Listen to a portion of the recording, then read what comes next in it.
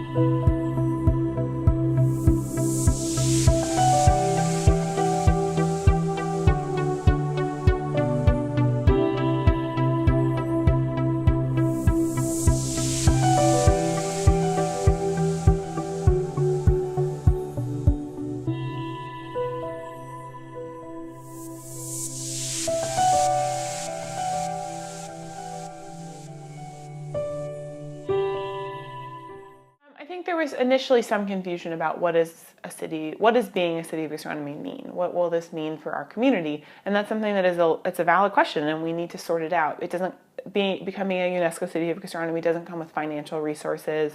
It's a designation that will become what we make of it. So I think there are really legitimate conversations happening in the local food community of what can we do to help give more people access to local food, to sort of promote ourselves on the world stage, to get more people here to experience what we have to offer.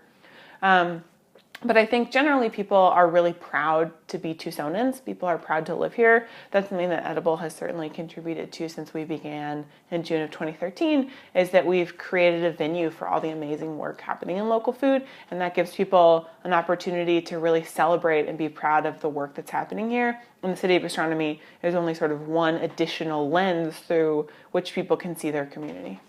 Okay, my name is Kelly Wilson. I'm assistant manager at the Martha Cooper Branch Library, Pima County Public Library. We were mentioned and brought into the process through our seed library connections and the role we play in the greater community through the seed library. So, well, it kind of goes back to the fact that industrialized agriculture, which has helped feed the world, it's a huge movement that humans have gone through, and it changed the way we grow food. And prior to that time, people grew a lot of their fresh foods in their own yards or on their farms or on their land, and everybody saved seeds because seeds were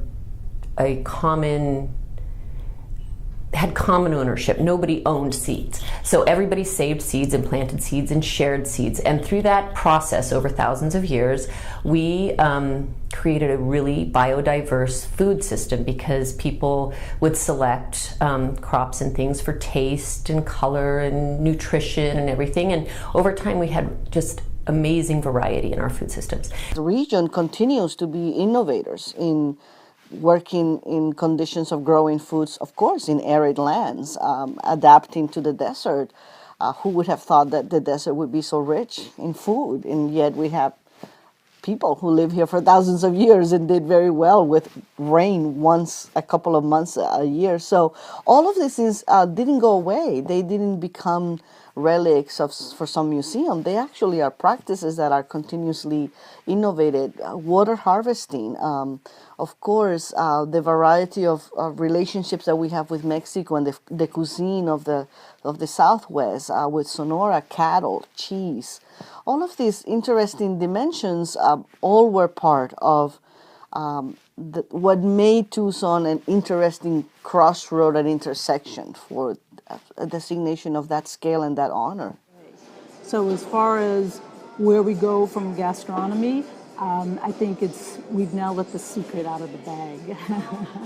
People will now be able to realize that this section of the country, sans borders, has an unbelievable flora, flavor, for people to experience. We do is that when we first took over this property, we ended up really having a focus on local foods. Back then, that was 2008, and that was kind of new to the scene, local foods, and people, what were local foods? Now, at that point, it really wasn't necessarily the tempeh beans or the types of food sustainability that's on the desert floor that is resurging now and coming to people tasting them for the first time.